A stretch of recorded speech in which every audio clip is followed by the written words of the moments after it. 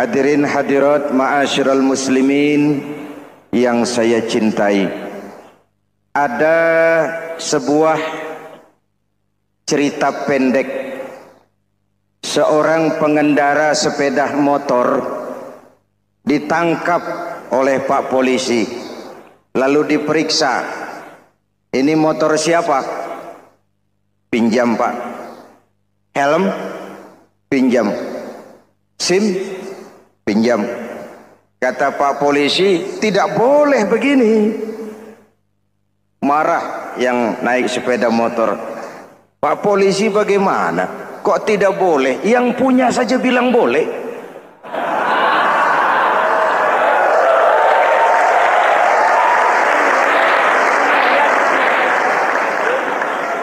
Cerita ini memberikan gambaran bagaimana masyarakat kita sekarang cenderung memboleh-bolehkan diri sendiri, melahirkan permissive society. Masyarakat serba boleh dengan ukuran sakarepe dewe. Itu sebabnya agama diturunkan. Dalam contoh yang indah, Rasul memberikan gambaran bahwa Islam ini bagaikan sebuah bangunan yang komponen pokoknya 5. Bunyal Islamu ala khamsin. Islam dibangun di atas 5 komponen pokok. Jadi kalau Islam ini ibarat bangunan, unsur penunjang pokoknya itu 5. Mari kita analogkan Islam dengan bangunan. Kalau saudara akan membangun rumah, sebelum pasang tiang, pasang genteng, pasang jendela, apa yang lebih dulu dibangun? Fondasi. Kalau Islam ibarat bangunan, fondasinya adalah syahadatu an la ilaha illallah wa anna muhammadar rasulullah. Ini fondasi. Jikalau kuat fondasi, aman bangunan. Jikalau rapuh fondasi, lentur dan luntur bangunan. Maka kuat atau tidak kuatnya bangunan Islam kita bergantung kepada keyakinan dasar tadi, fondasi. Saya bersaksi tidak ada Tuhan selain Allah, artinya saya tidak akan menyembah kecuali hanya kepada Allah. Orang yang benar fondasinya beres sujudnya. Kalau saya yakin tidak ada Tuhan selain Allah, saya tidak akan minta rezeki kecuali hanya kepada Allah. Orang yang benar fondasinya, giat bekerjanya, jauh dari tipu menipu, jauh dari renten, jauh dari riba, jauh dari korupsi, jauh dari judi. Keyakinan memberikan warna terhadap bentuk kepribadian. Kalau saya yakin tidak ada Tuhan selain Allah, saya tidak akan pernah takut kecuali hanya kepada Allah. Saya tidak akan melarikan persoalan kecuali hanya kepada Allah. Saya tidak akan menggantungkan hidup kecuali hanya kepada Allah. Saya tidak akan minta tolong kecuali hanya kepada Allah. Meresap ke dalam jiwa. Untuk keyakinan seperti ini, orang-orang tua kita dahulu berlinang air mata, bersimbah darah, bahkan berkorban nyawa, melaksanakan hijrah untuk mempertahankan keyakinan. Ini intan paling mahal dan ini mutiara paling berharga. Zaman boleh berubah, tapi pondasi tidak boleh goyah. Masa boleh berganti, tapi pondasi jangan sampai mati. Karena iman kita hidup, untuk iman kita berjuang, dan dalam iman kita ingin kembali menghadap Allah Subhanahu. Masih ingat cerita tentang Bilal? Masih? Mengulang kaji saja. Bilal itu budak sahaya. Ketika masuk Islam, dipanggil oleh majikannya. Bilal, iya bos. Saya dengar kamu masuk Islam ya? Iya bos. Kok berani-beraninya kamu masuk Islam? Memangnya kamu budak siapa Bilal? Iya budak bos. Bos. Kamu kerja sama siapa? Sama bos. Bos. bos. Yang gaji kamu siapa? Ya bos.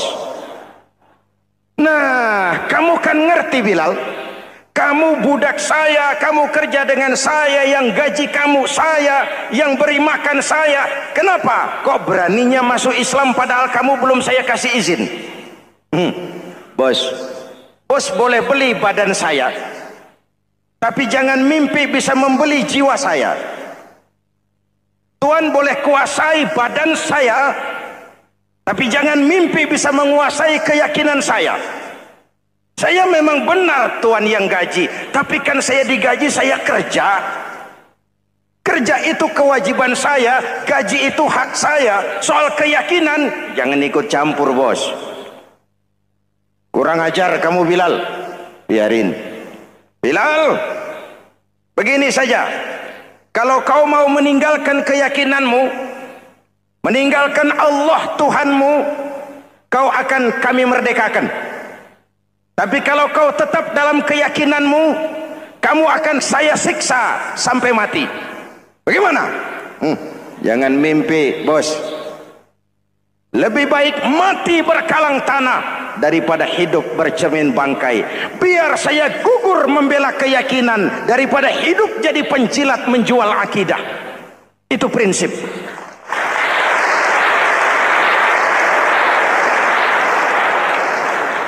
Gendeng kamu. Ayo siksa. Tangannya diikat, dihimpit dengan batu berat, dijemur dengan terik matahari padang pasir, terkelupas kulitnya, mengalir darah dari sekujur badannya, pecah bibirnya. Ayo Bilal, tetap bertuhan Allah dan kau akan mati di sini, atau kembali ke agama lama, kau jadi merdeka. Dari bibir yang pecah itu cuma keluar Allahu Ahad. Bilal budak badannya, merdeka jiwanya, maka namanya ditulis dengan tinta emas dalam sejarah. Kita zaman sekarang merdeka badan kita, tapi sering budak mental dan jiwa kita, maka sejarah tidak pernah mau mencatat kita.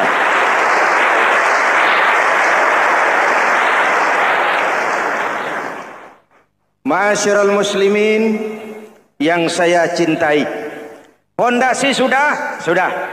Lalu apa lagi? Mulai memancangkan tiang. Tiangnya 5. Ada tiang namanya zuhur, asar, maghrib, subuh, isya. Tetapi agar bangunan menjadi kuat, ada tiang-tiang tambahan. Namanya rawatib dan nawafil. Rawatib itu ba'diyah atau qobliyah, nawafil itu di luar itu. Agar bangunan menjadi kuat, dibentuk pribadi lewat solat. Apa filsafatnya? Pertama, solat itu simbol penyerahan total kepada Allah. Kita ini sudah kontrak. Innallaha astara minal mu'minina anfusahum wa amwalahum bi anna lahumul jannah. Allah telah membeli dari orang-orang mukmin diri mereka, harta mereka, bagi mereka adalah surga. Penjual kita orang beriman, pembeli Allah, dagangannya amwal dan anfus, harganya adalah surga. Jelas? Penyerahan total itu dimulai dengan takbiratul ihram. Shalli fardal isya, Allahu akbar. Arahkan mata ke tempat kita sujud. Jangan lupa kalau sudah di atas, lupa dengan yang di bawah. Sudah jadi genteng, petatang peteteng di atas. Lalu bilang, merasa capek sendiri, kata genteng kepada tiang. Tiang, kamu sih enak, kata genteng. Saya setengah mati di atas. Kehujanan, kepanasan, kadang-kadang anak-anak nakal saya disambitin. Kata tiang, saudara genteng, ngomong jangan sembarangan ya. Kamu kira kamu bisa nongkrong dan nangkring di atas, itu gara-gara siapa genteng? Kan saya yang sokong dari bawah. Kamu jadi pejabat tinggi, jadi anggota ini, anggota itu. Kami rakyat yang angkat, jangan sudah di atas kami ditekan. Jangan agama dijadikan topeng untuk kepentingan pribadi. Berpolitik untuk kepentingan agama, ayo. Tapi menjual agama untuk kepentingan politik, itu yang merusak agama.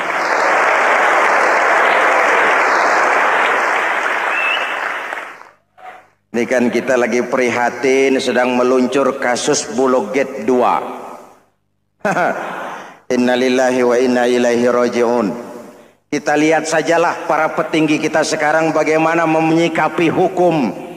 Sebab saya dengar ada bargaining, orang takut teriak maling sapi karena DE maling wedus. Tidak berani teriak ada maling sapi karena dia maling kambing. Yang lain maling ayam, dikumpulin ternyata maling semua.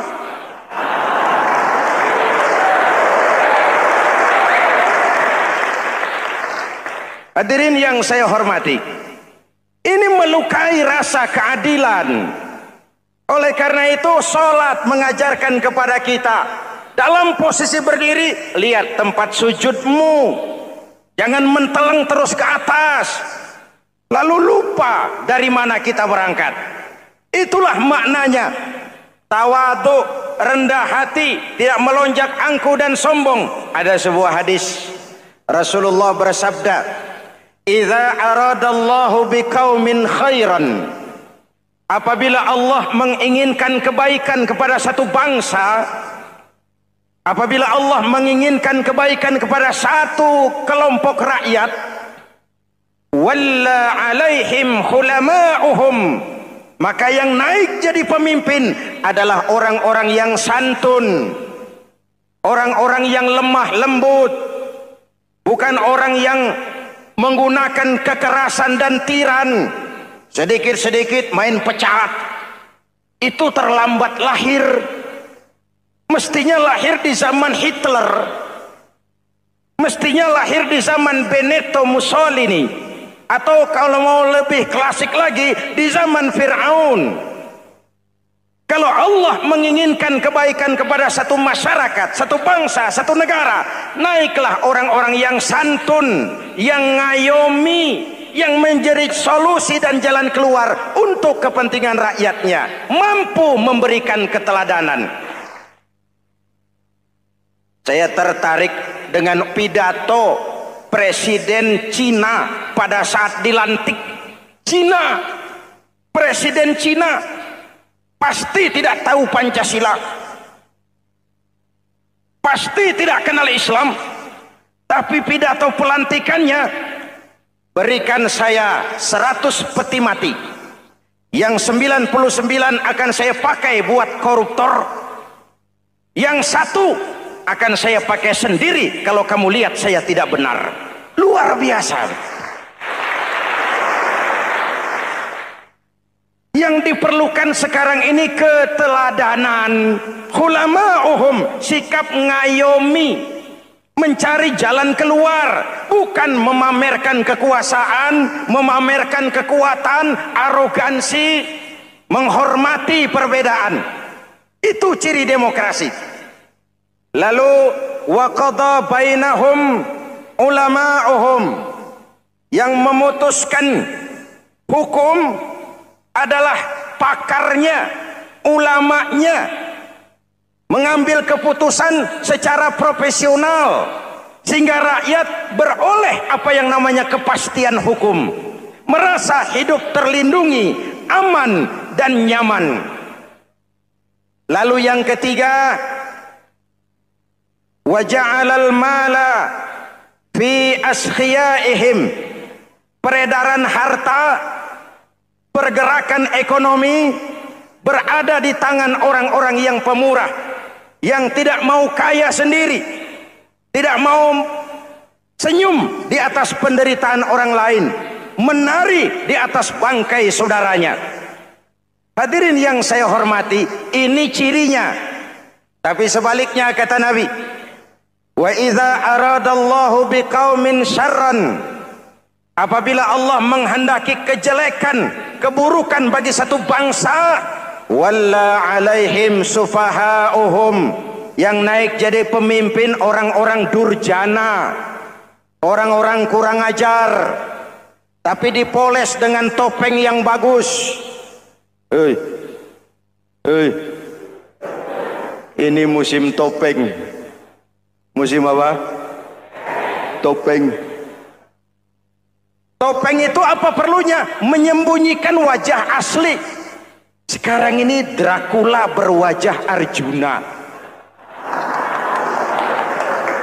Ini musim topeng. Kita rakyat harus hati-hati dan punya filter, mampu memilah dan memilih.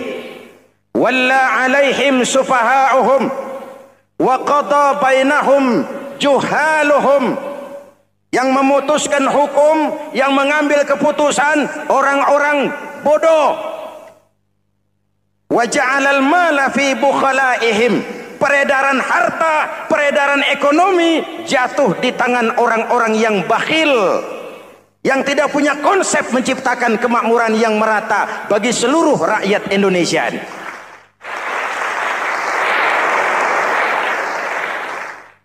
Oke, kita kembali kepada tiang. Ini kan lagi cerita tiang tadi ya. Kalau sedang berdiri, lihat tempat sujud, jangan menteleng terus ke atas. Terserang penyakit tamak bin rakus alias serakah. Nah, selesai. Anggota badan yang paling terhormat ini kepala. Ketika sujud, sama rendahnya dengan telapak kaki. Allahu Akbar, yang besar cuma Allah. Apa bedanya saya dengan saudara? Tidak ada, kecuali saya ngomong saudara dengerin. Kita sama-sama beribadah, sama-sama mencari nilai tambah di hadapan Allah. Apa saya lebih penting dari saudara? Belum tentu. Apa saya lebih hebat dari saudara? Belum tentu. Perasaan lebih penting, lebih hebat, lebih jago setan. Jelas? Ayo tundukkan kepala. Dia sama rendahnya dengan telapak kaki kita. Yang besar cuma Allah. Allahu Akbar. Lalu diakhiri dengan menebarkan salam. Assalamualaikum warahmatullah. Assalamualaikum warahmatullah. Menebarkan salam, mewujudkan rasa aman, damai, bukan menimbulkan keresahan. Hadirin yang saya hormati, ini karakteristik kita. Selesai sholat, kembali ke masyarakat, ajaran salam diterjemahkan. Apa? Rasulullah Sallallahu Alaihi Wasallam bersabda, "Ufsus salam, wasilul arham, wa at'imut ta'am, wa sallu bil laili wan nasu niyam, tadkhulul jannata bisalam." Pertama, ufsus salam, tebarkan salam. Tebarkan salam itu bukan cuma kalau ketemu orang assalamualaikum, assalamualaikum. Iya, itu zahirnya. Tetapi hidup di tengah masyarakat memberikan rasa aman, rasa damai, menjadi pengayom bagi lingkungan, menjadi rahmah bagi semesta. Dalam Islam jangankan manusia, binatang saja dilindungi kok. Betul? Betul? Coba kalau belajar istinja itu kan makruh buang air kecil di tanah yang berlubang. Kenapa? Pertama, melindungi binatang yang ada dalam lubang. Siapa tahu di lubang yang saudara kencingi ada semut sedang rapat. Membahas Bologet jilid 2. Apa dosanya lalu mati dikencingi? Ini namanya rahmatan lis semut. Binatang saja dilindungi. Ada hadis, kalau kamu menyembelih hewan, sembelilah dengan cara yang terbaik.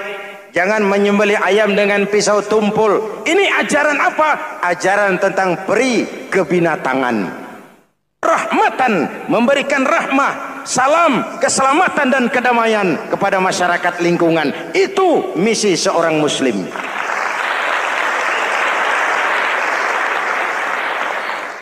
Hadirin, hadirat, ma'asyiral muslimin yang saya cintai. Saya kembali kepada pesan Nabi tadi itu. Pertama, ufsus salam, sebarkan salam. Sekarang ini kan yang banyak sebarkan isu, sebarkan fitnah, hancurkan nama baik orang, hantam orang di mana-mana. Padahal yang diajarkan ufsus salam, sebarkan perdamaian, bukan permusuhan. Cari kebenaran, bukan kemenangan. Lalu yang kedua, wasilul arham, sambungkan silaturahmi, tegakkan semangat kekeluargaan dan persaudaraan. Karena kita sudah diikat dengan tali akidah. Mari kita saling bertanya setelah lewat hari-hari yang dimana kita seperti saling berhadapan, seperti tercabut dari akar budaya kita sebagai bangsa. Semangat gotong royong, semangat kekeluargaan makin lentur dan luntur, dan perlu kita angkat kembali ke permukaan. Silul arham, sambungkan semangat silaturahmi. Wa at'imut ta'am, berikan makan orang-orang yang kelaparan. Mempunyai kepekaan dan kepedulian. Jangan menari di atas penderitaan orang. Jangan tersenyum di atas isak tangis tetangga. At'imut ta'am, mempunyai kepedulian yang tinggi. Wasallu bil laili wan nasu niyam, bangunlah di keheningan malam ketika orang sedang tidur. Istilah saya, kalau mau telepon Allah, jangan lupa nomor teleponnya, 44342. Jumlahnya 17. Zuhur, asar, maghrib, isya, subuh, 44342. Jangan ragu-ragu. Kalau angka cukup, telepon sambung. Kalau angka kurang, hati-hati salah sambung. Pak, mau sambung yang lebih cepat bagaimana? Bisa. Selain nomor itu, coba pakai sambungan langsung jarak jauh, namanya SLJJ. Kapan? Tengah malam. Kenapa tengah malam? Lebih murah. Lebih murah. Saluran kosong, telepon jarang yang pakai, orang banyak tidur. Wa minal laili fatahajjad bihi nafilatan lak asa ayyab'atsaka rabbuka maqaman mahmuda. Nun, di keheningan malam bangun. Seperti bapak-bapak, ibu-ibu sering bangun tengah malam ya Bu? Ya. Ngapain? Kalau bangun tengah malamnya sih saya percaya, cuma urusannya apa? Kira bangun tengah malam mau tahajud, malaikat sudah mau nulis, cuma buang air kecil, tidur lagi. Hampir salah tulis saya.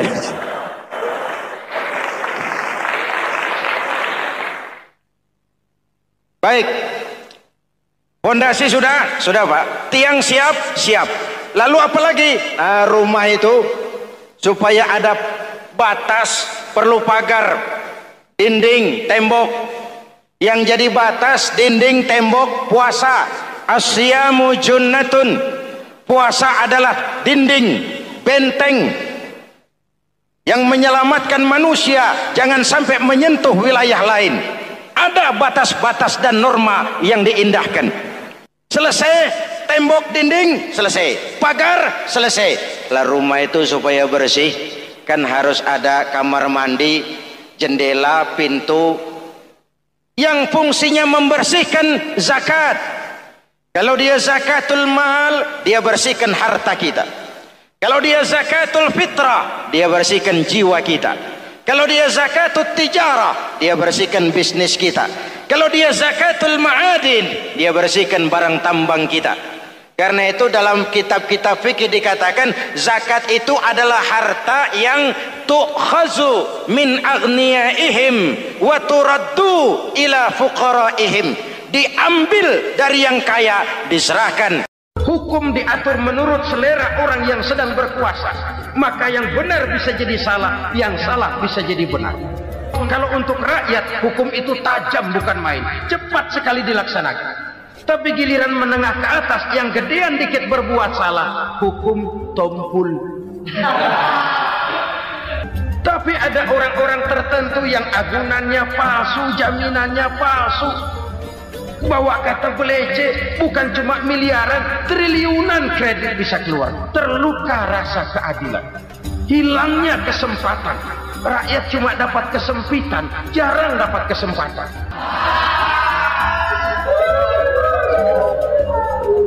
Penjara-penjara berdasi kepala botak yang menguras uang rakyat habis-habisan, enak saja melenggang dalam kehidupan ini. Makin terluka rasa keadilan rakyat. Wa ma hakamu bighairi ma anzalallah illa fasha fihimul faqr. Kalau hukum yang diterapkan sudah menyimpang dari keadilan yang diajarkan Allah, bertebaranlah kemiskinan di mana-mana. Assalamualaikum warahmatullahi wabarakatuh. Waalaikumsalam warahmatullahi wabarakatuh. Bismillahirrahmanirrahim. Alhamdulillahi rabbil alamin. Wassalatu wassalamu ala asyrafil anbiya'i wal mursalin Sayyidina wa maulana Muhammadin wa ala alihi wa sahbihi ajma'in, amma ba'd. Saudara-saudara kaum muslimin rahimakumullah, sebagai bangsa kita tengah menghadapi berbagai bencana, baik di bidang ekonomi maupun di bidang politik. Adalah potret kehidupan sehari-hari. Kita menyaksikan peristiwa-peristiwa yang memilukan dan memalukan. PHK terjadi di mana-mana. Pengangguran meningkat. Harga-harga membumbung tinggi. Daya beli rakyat semakin lemah. Sementara di bidang politik, kejadian-kejadian memberikan indikasi bahwa persatuan dan kesatuan kita sebagai bangsa dewasa ini tengah berada dalam ujian yang berat. Pada jumpa kita kali ini, tanpa bermaksud untuk mencari kambing hitam dari bencana yang kita hadapi, saya ingin menyampaikan sebuah hadis yang diriwayatkan oleh Imam At-Tabarani dari Ibnu Abbas bahwa Rasulullah sallallahu alaihi wasallam bersabda, khamsun bi khamsin. Ada 5 perkara yang dapat menimbulkan 5 macam bencana. Mari kita renungi hadis ini satu demi satu sebagai bahan introspeksi buat kita semua dalam menghadapi bencana yang tengah berlaku sekarang ini. Yang pertama, ma naqasa qaumul ahda illa sullita alaihim aduwwuhum. Apabila suatu kaum sudah mengingkari janjinya, maka mereka pun akan dikuasai oleh musuh-musuh mereka. Sederhana saja nampak kalimat dalam hadis ini. Apabila orang sudah mengingkari janji, mereka akan dikuasai oleh musuh-musuh mereka sendiri. Dan musuh kita yang paling utama saat ini adalah kemiskinan dan kebodohan. Kenapa itu terjadi? Karena kita mengingkari janji kita sendiri. Di saat awal-awal berdirinya Orde Baru, kita pernah berjanji untuk melaksanakan Pancasila dan Undang-Undang Dasar 45 secara murni dan konsekuen. Kita berjanji bahwa kita akan menegakkan pemerintah yang bersih dan berwibawa. Itu semua pada permulaannya. Waktu demi waktu berjalan, kita lupa dengan janji yang kita ucapkan itu. Ketuhanan yang Maha Esa kita ucapkan, tapi kesetanan yang luar biasa yang kita lakukan. Kemanusiaan yang adil dan beradab yang kita dengungkan, tetapi kemanusiaan zalim dan biadab yang kita praktekkan. Sederhana saja saudara, hampir setiap pejabat pada posisi-posisi kunci, di awal-awal ia memangku jabatan itu, biasanya ia mengucapkan sumpah dengan lafaz demi Allah bahwa dalam melaksanakan jabatan ini saya tidak akan menerima hadiah atau pemberian dalam bentuk apapun. Itu pada permulaannya. Lama-lama rupanya hadiah itu asik juga, mulai diterima.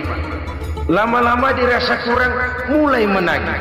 dan akhirnya terjadilah praktek yang disebut suap menyuap, semir menyemir, dan lain sebagainya. Kalau ini sudah menjadi kenyataan, bagaimana kita mau menegakkan pemerintah yang bersih dan berwibawa? Undang-Undang Dasar 45 menyatakan bahwa bumi, air, dan seluruh kekayaan negara dikelola oleh negara bagi sebesar-besar kemakmuran rakyat. Yang terjadi adalah bahwa kita merasa mewakili rakyat untuk menikmati harta dan kekayaan negara, sehingga rakyat banyak tidak bisa ikut menikmatinya. Menumpuklah harta itu sehingga terjadilah pepatah, gunung ditimbun, sumur digali. Yang kaya semakin kaya, yang miskin semakin terpuruk. Kita ingkar dengan janji yang kita ucapkan di awal-awal kita bergerak. Kita ingkar dengan janji pada saat kita mengatakannya dengan menyebut nama Allah, dengan mempertaruhkan nama Tuhan, sehingga pada akhirnya jabatan pun mengalami tender. Sudah menjadi rahasia umum, orang mau jadi lurah mesti mengeluarkan uang, mau jadi camat mesti mengeluarkan uang, mau jadi wali kota, bupati, bahkan gubernur, itu ada pasarannya. Secara logika, kalau orang memperoleh satu jabatan karena banyak mengeluarkan uang, tentu pada saat ia mengeluarkan uang, ia sudah punya pemikiran, modal pasti pulang, modal pasti kembali. Kalau orang memperoleh suatu jabatan karena banyak mengeluarkan uang, maka langkah pertama yang dia lakukan setelah memangku jabatan itu ialah bagaimana uang bisa kembali, bagaimana modal bisa pulang. Kalau modal sudah pulang, pikiran berikutnya bagaimana supaya dapat untung. Lalu kapan mau bekerja untuk kepentingan rakyat? Itu nomor 18. Kemudian kalau ada proyek-proyek besar, pertanyaannya ialah bukan apakah proyek ini bermanfaat bagi rakyat, apakah proyek ini layak untuk diteruskan, tetapi yang jadi pertanyaan paling utama ialah bagian saya berapa duit dari proyek ini. Kita bisa lihat proyek, mega proyek lahan 1 juta hektar di Kalimantan Tengah, triliunan rupiah, dan proyek itu gagal. SD Impres bulan ini diresmikan, bulan depan retak. Jembatan-jembatan bulan ini gunting pita, bulan depan runtuh. Kita ingkar dengan janji. Kita berkata kita bekerja untuk kepentingan rakyat, tapi kita tidak pernah mengenal rakyat itu. Apabila suatu kaum sudah mulai mengingkari janji, maka mereka akan dikuasai oleh musuh-musuh mereka. Akibatnya tersusunlah barisan-barisan sakit hati yang makin lama makin menjadi bola salju, menggelinding membesar, dan kemudian terjadilah hal-hal yang tidak kita inginkan lagi.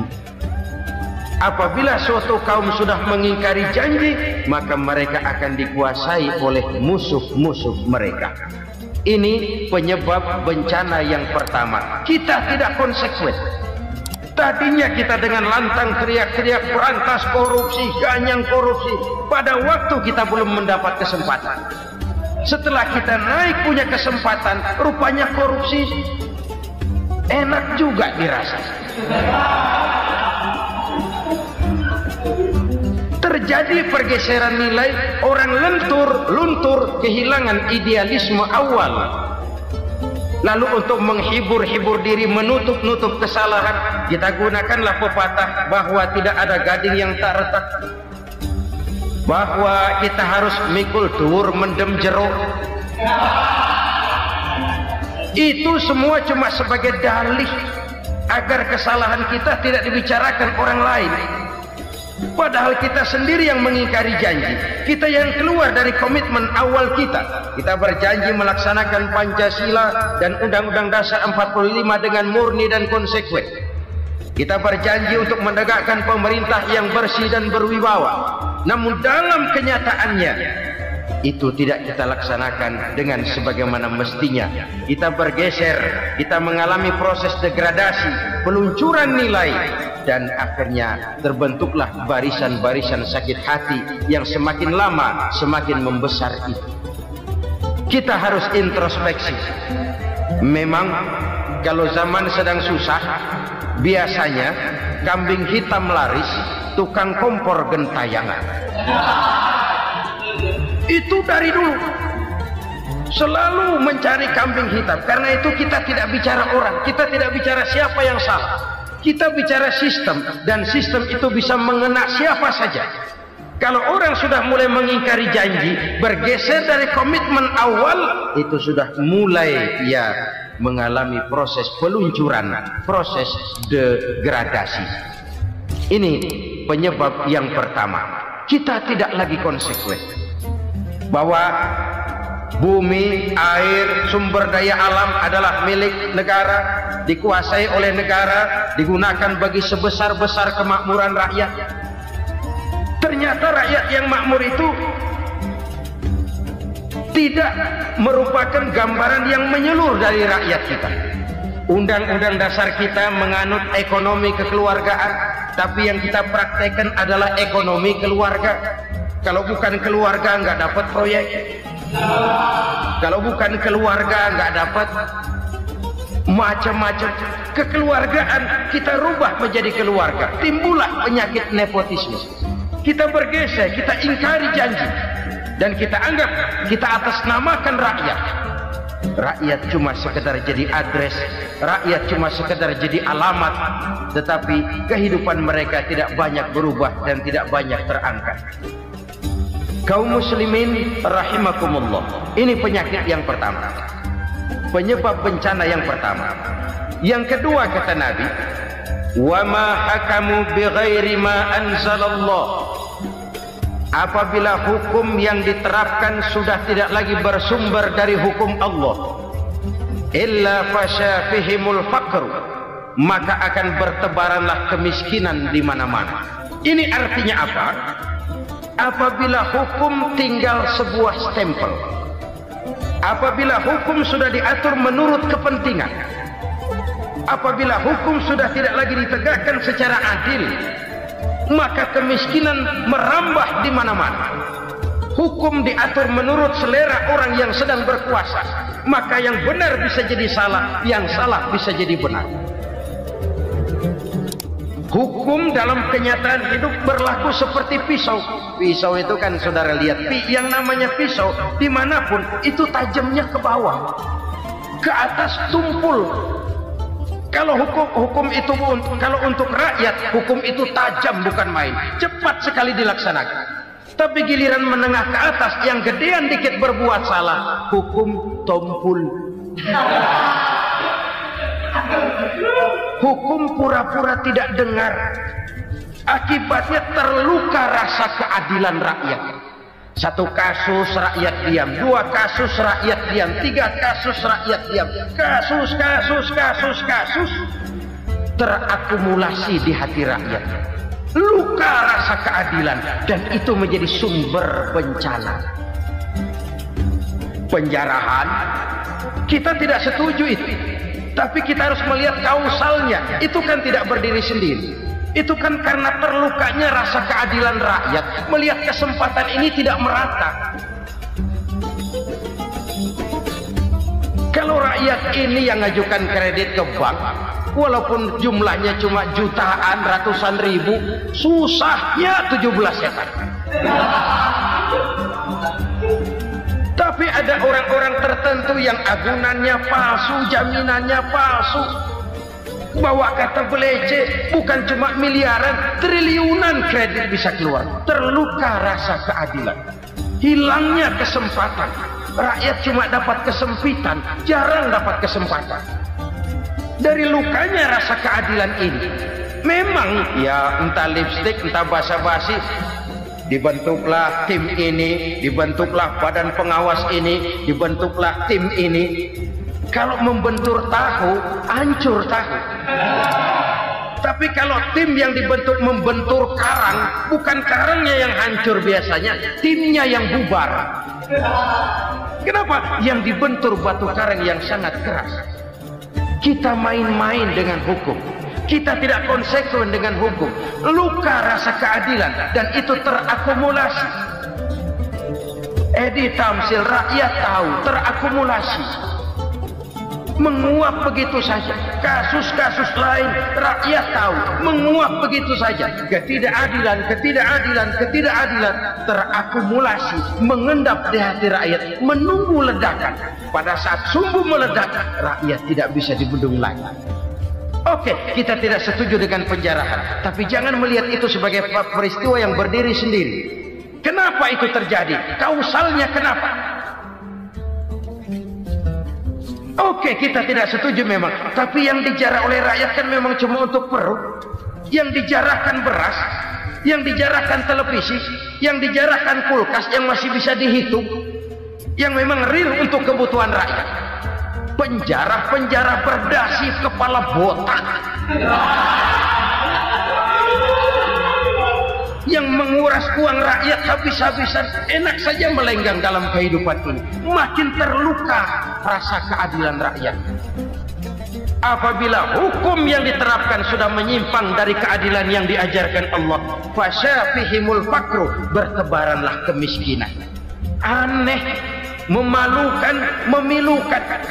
Sebuah negara agraris yang katanya pulaunya hijau royo-royo, Gemah Ripalau, Jenawi, Toto, Tentem, Kertoraharjo, yang tahun 93 pernah mendapat penghargaan dari FAO, Badan Pangan Sedunia, sebagai negara yang berhasil dalam swasembada pangan. Sekarang ini kita terpaksa betul beli beras dari Vietnam, beli beras ke Kamboja, beli kedelai dari Kamboja. Kenapa? Lahan sawah kita habis ditanami pabrik. Teknologi kita, teknologi loncatan yang non-applied, tidak terpakai oleh kita. Lantas lahan yang tidak bisa kita tanami, kita paksakan lahan-lahan gambut menjadi tanah pertanian yang subur dengan biaya triliunan, dan kita gagal. Kita cari jarum dan kapak hilang. Kita mau jadi negara industri dengan loncatan teknologi yang maju, kita lupakan pola pijak kita sebagai negara agraris, dan akhirnya kita kecolongan. Lihatlah dewasa ini, rakyat kita antri sembako di mana-mana. Di sebuah negara agraris, ketidakadilan melahirkan kemiskinan, kemiskinan moral dan kemiskinan material. Kemiskinan moral, rakyat nggak percaya lagi sama pejabat. Rakyat mengalami krisis figur. Orang, alah lu ngomong dah sama ember.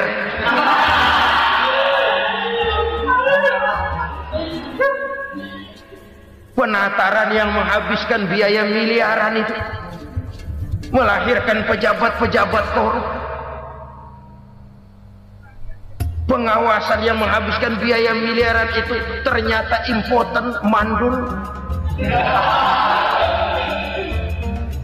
Kemiskinan moral. Jujur saya berkata, saudara-saudara, setelah pintu reformasi dibuka, itu yang masuk memang macam-macam. Ada yang memang punya tujuan murni, konsekuen, dan punya konsep. Ada yang nunggu di tikungan, begitu mobil lewat nyamber pintu, berangkat ikut reformasi.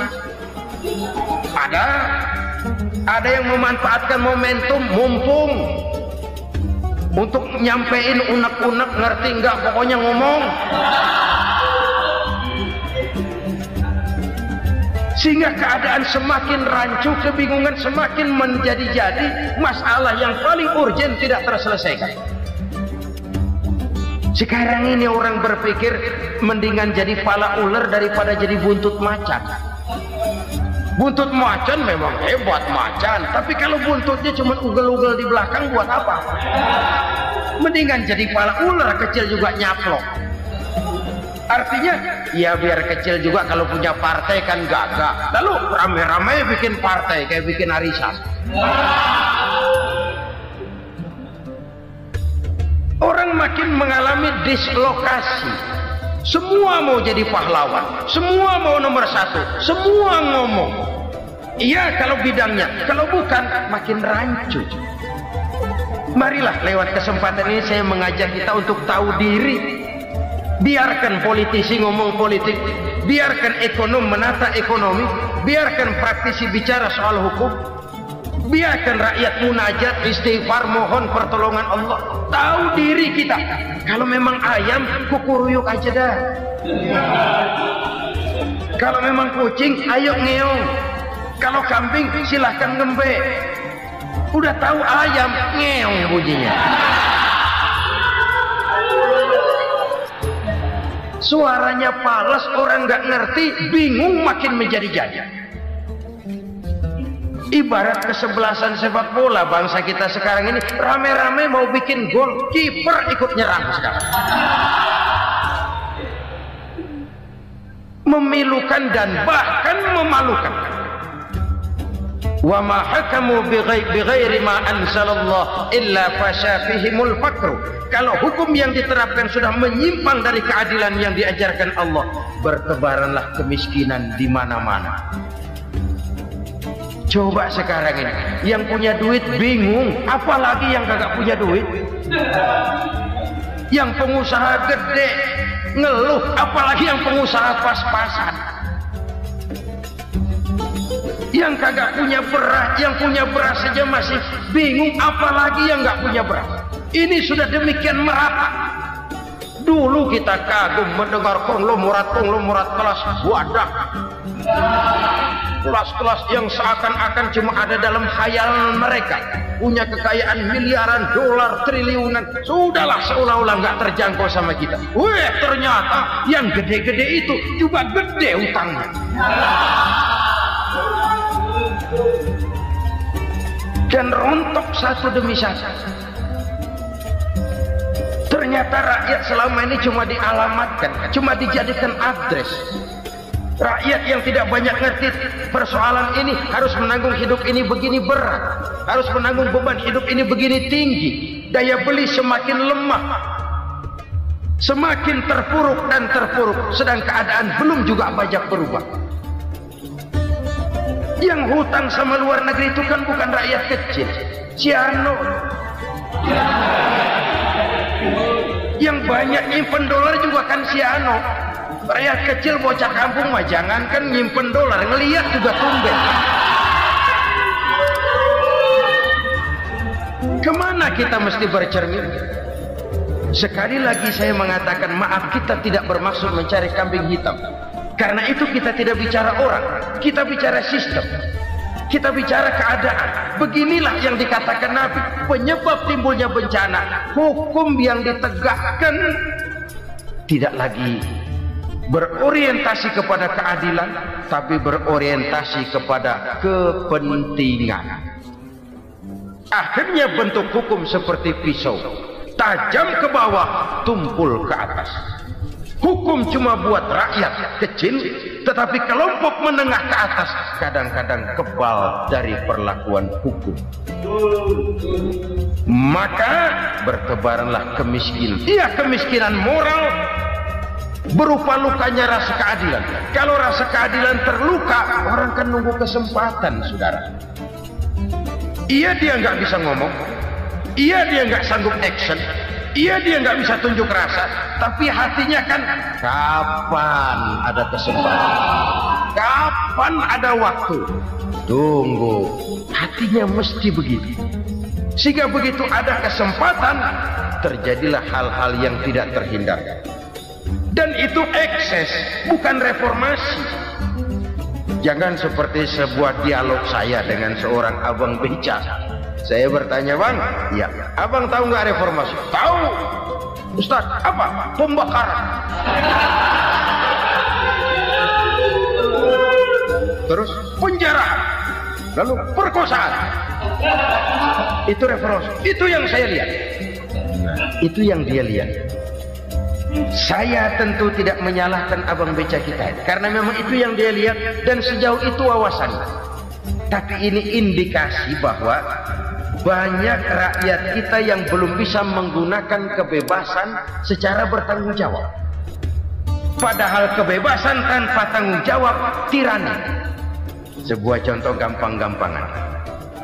Saya beli radio, saya setel di kamar saya, lalu saya bilang, ini radio gue. Yang beli gue, pakai duit gue setel di kamar gue, sekeras-kerasnya, gak ada urusan sama orang lain. Itu kata saya.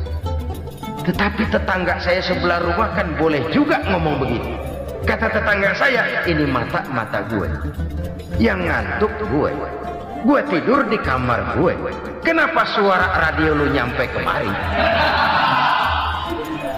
Artinya apa ini? Kebebasan saya nyetel radio dibatasi oleh kebebasan tetangga saya yang mau tidur. Tidak ada kebebasan mutlak. Kebebasan mutlak tanpa tanggung jawab kembali akan melahirkan tirani, kembali akan melahirkan pemaksaan kehendak. Dan itu lagi-lagi bukan demokrasi.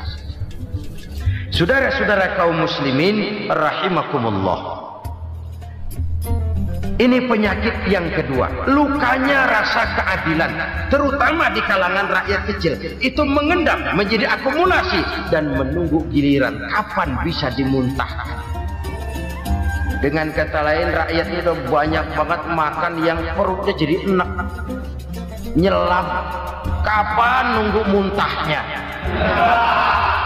Udah begini banyak akumulasi yang mereka pendam di perut ini, sehingga ketika terjadi kesempatan itu sudah tidak terkendalikan lagi. Kita out of control. Saya tidak mentolerir sikap-sikap kekerasan. Bahkan saya lebih cenderung bahwa kalau di rumah kita banyak tikusnya saja racuni, jangan rumah dibakar.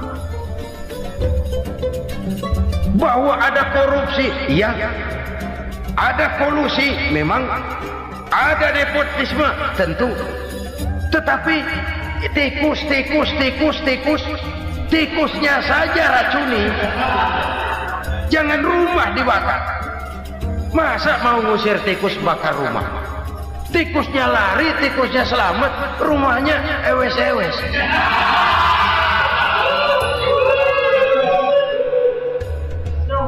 Tikus selamat, rumah nggak punya, masalah nggak terselesaikan dengan sebagaimana yang kita harapkan.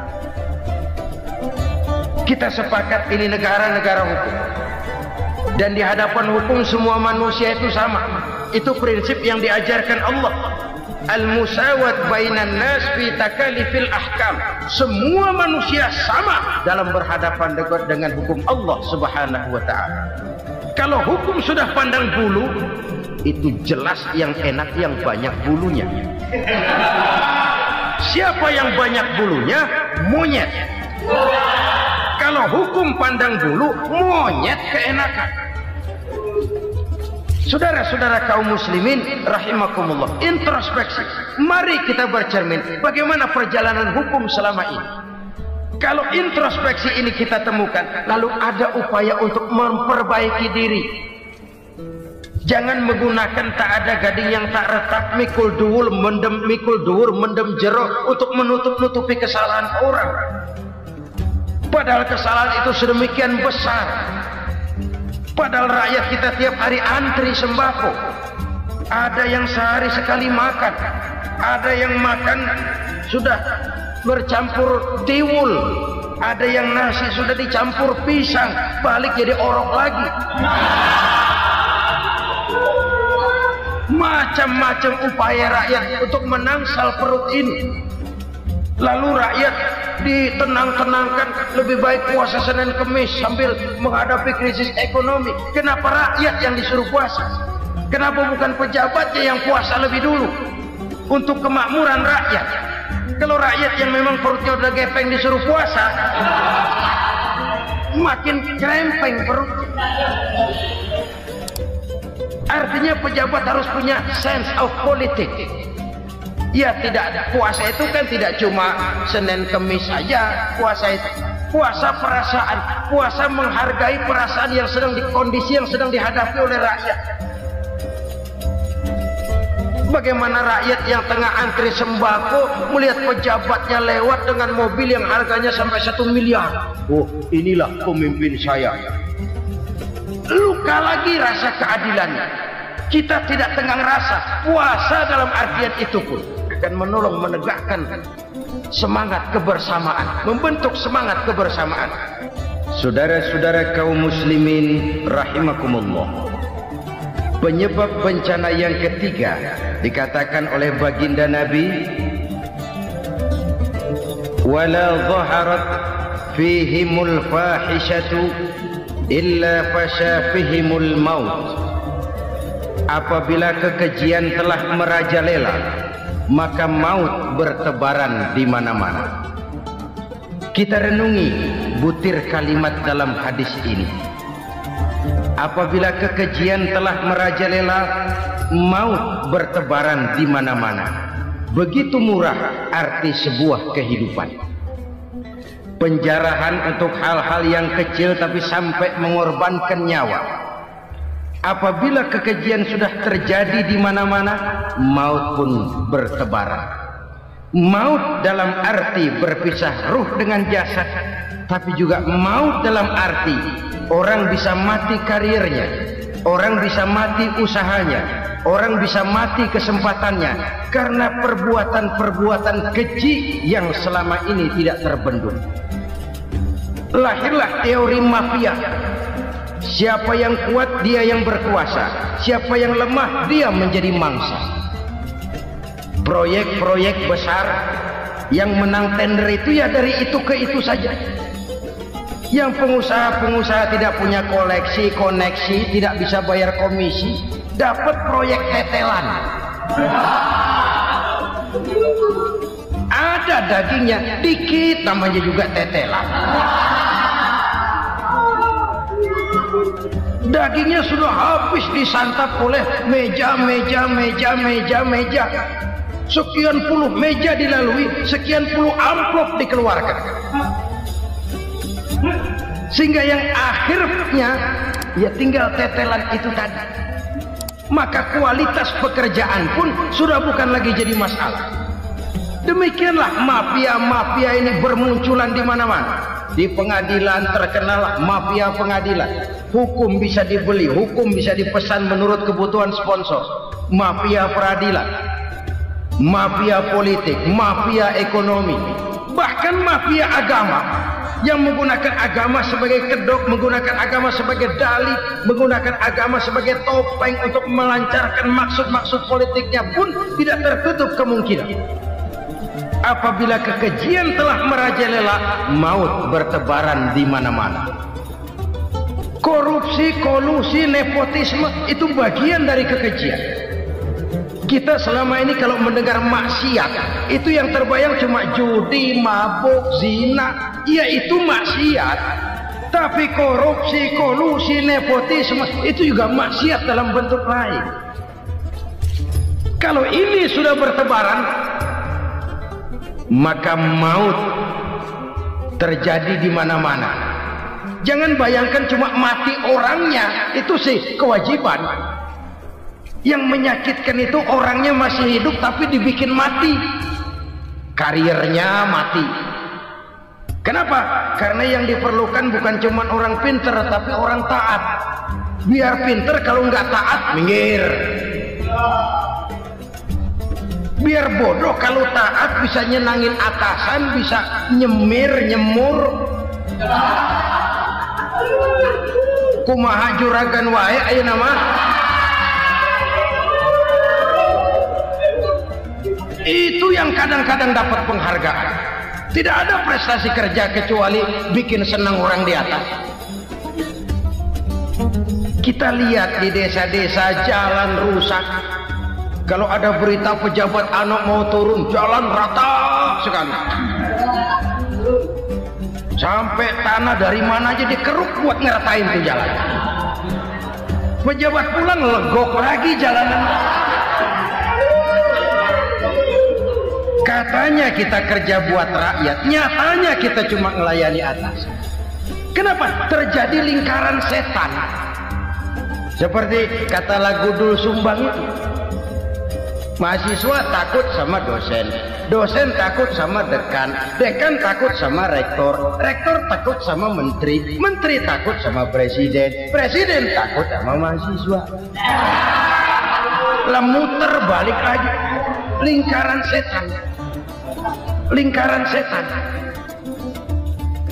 Saudara-saudara kaum muslimin rahimakumullah, kekejian yang merajalela, praktek-praktek mafia yang tertuang dalam kehidupan sehari-hari menyebabkan orang mati karirnya, jasad masih hidup, karir mati, itu menyakitkan. Mati bisnisnya. Rakyat kecil pernah senang ketika cengkeh booming, harganya bagus, rakyat banyak yang pergi haji. Lalu mau ditata, lahir tata niaga cengkeh, malah amburadul. Harga cengkeh jatuh, petani cengkeh kecil menjerit. Siapa yang untung? Segelintir orang. Masihkah kita pakai atas nama rakyat untuk kepentingan nasional, padahal yang nyanyi cuma segelintir orang? Masihkah kita mau bohongi rakyat ini dengan mobil nasional tapi bikinan Korea? Masihkah kita mau bermain verbalisme, bermain kata?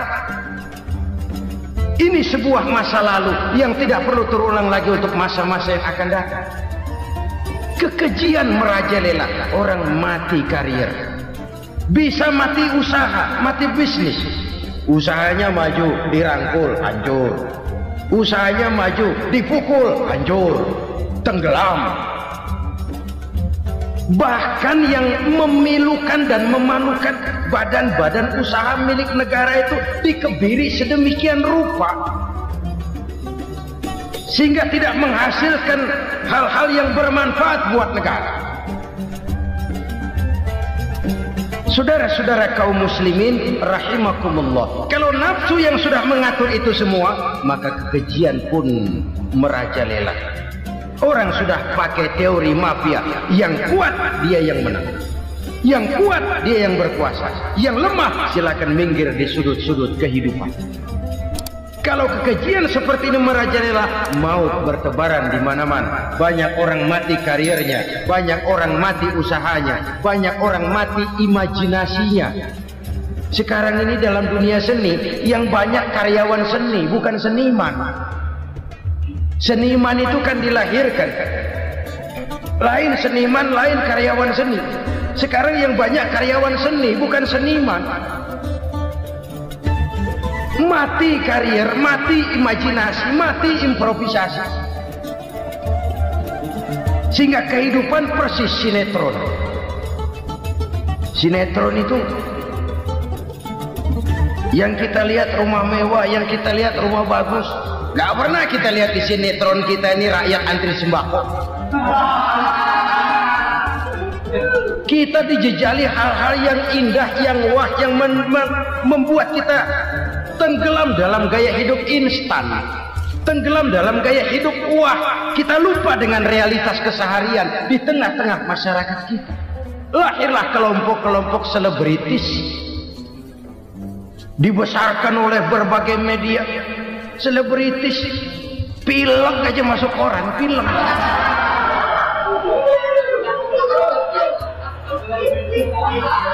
Rakyat yang pingsan antri beras nggak masuk koran. Rakyat yang semaput antri minyak nggak masuk koran. Selebritis panok masuk koran.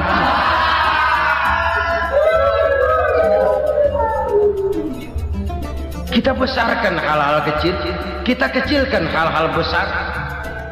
Karena apa? Kita mengejar oplah, kita profit oriented, tidak lagi berorientasi kepada realitas hidup yang kita hadapi ini. Kalau kekejian sudah merajalela, kata Nabi, maka maut bertebaran di mana-mana.